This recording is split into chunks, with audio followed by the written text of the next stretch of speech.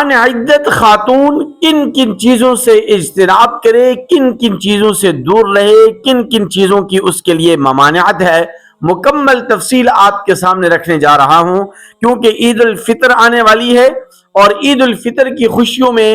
عدت والی عورت جو خاتون عدت گزار رہی ہے وہ عید کی خوشیوں میں کیسے شامل ہو سکتی ہے، عید الفطر وہ کیسے منائے گی، نئے کپڑے پہن سکتی ہے نہیں پہن سکتی، اس کے لیے کیا حکم ہے، قرآن و حدیث کی روشنی میں مکمل تفصیلات آپ کے سامنے عرض کروں گا۔ آپ سے گزارش ہے کہ ویڈیو کو شروع سے لے کر آخر تک سماعت فرمائیے گا۔ ویڈیو اچھی لگے تو اسے لائک اور شیئر بھی ضرور کر دیجئے گا۔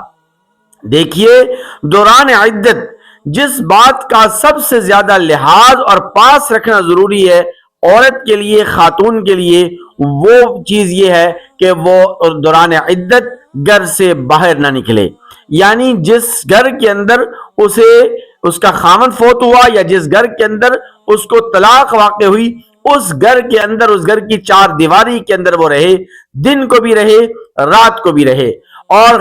حتی الامکان رات وہ اس گھر کے اندر گزارے۔ اگر بامر مجبوری کسی وجہ سے اسے گھر سے باہر نکلنا بھی پڑ جائے تو دن کی روشنی میں جا تو سکتی ہے، لیکن رات ہونے سے پہلے اس کو اپنے گھر کے اندر، یعنی اس گھر کے اندر جس میں وہ عدت گزار رہی ہے، اس میں رات گزارنا اور رات کو واپس آنا یہ ضروری ہوتا ہے، ورنہ اس کی عدت متاثر کہلائے گی۔ دوسری بات یہ کہ دوران عدت کسی قسم کا رشتہ یا رشتے کا پیغام یا نکاح کا پیغام لینا اور دینا،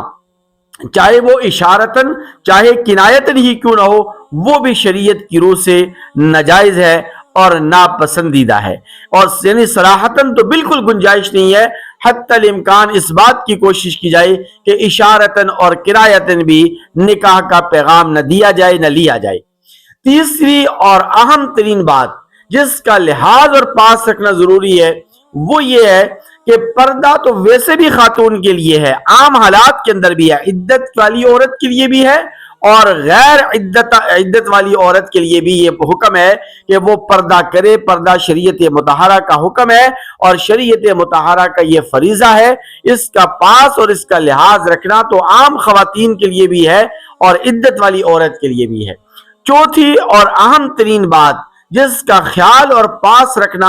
عدت والی عورت کے لیے ضروری ہوتا ہے وہ ہے بناؤ سنگار، زیب و زینت۔ اگرچہ خاتون کے لیے زیب و زینت اور بناؤ سنگار جائز ہے، بشرط یہ کہ وہ اپنے خاوند کے لیے بناؤ سنگار کرے، گھر کی چار دیواری کے اندر زیب و زینت اختیار کرے، لیکن دوران عدت ایک عورت عدت گزار رہی ہے تو عدت کے دوران اسے کسی قسم کی زیب و زینت اختیار کرنے کی اجازت نہیں، بناؤ سنگار کی اجازت نہیں، ایسا لباس پہننے کی بھی اجازت نہیں جو بناؤ سنگار یا زیب و زینت کے زمرے میں آتا ہو، اس کی بھی شریعت کی طرف سے اجازت نہیں ہے۔ اب سوال یہاں پر یہ پوچھا جاتا ہے کہ عید الفطر کا دن آ جائے اور ایک خاتون عدت میں ہو تو وہ عید الفطر کی خوشیوں میں کیسے شامل ہو سکتی ہے؟ کیا عید الفطر کے دن وہ نئے کپڑے پہن سکتی ہے، نیا جوڑا پہن سکتی ہے یا نہیں پہن سکتی؟ تو اس کے لیے شریعت مطہرہ نے ایک مشروط اجازت دی ہے۔ وہ مشروط اجازت یہ ہے کہ اگر اس خاتون کے پاس جو لباس اور جو کپڑے ہیں اگر وہ اتنے پرانے، اتنے خستہ ہو چکے ہیں کہ وہ قابل استعمال نہیں اور پھٹے پرانے کپڑے ہیں، تو ایسی خاتون پھر نئے کپڑے، نیا لباس یا ایسا لباس، سادہ لباس پہن سکتی ہے جو کہ بناؤ سنگار کے زمرے میں نہ آتا ہو، زیب و زینت کے زمرے میں نہ آتا ہو، تو پھر وہ لباس پہن سکتی ہے اور وہ نیا جوڑا، نیا لباس وہ پہن سکتی ہے، لیکن اس میں زیب و زینت والی کوئی چیز نہیں ہونی چاہیے، اور اس کے اندر جو ہے وہ یعنی سادہ سا لباس ہو، سادہ سا جوڑا وہ پہنے، زیادہ پرکشش لباس اس کو پہننے کی بہرحال اجازت نہیں ہے، اور گھر سے باہر نکلنے کی تو اجازت اس کو عید الفطر کے دن بھی نہیں ہے۔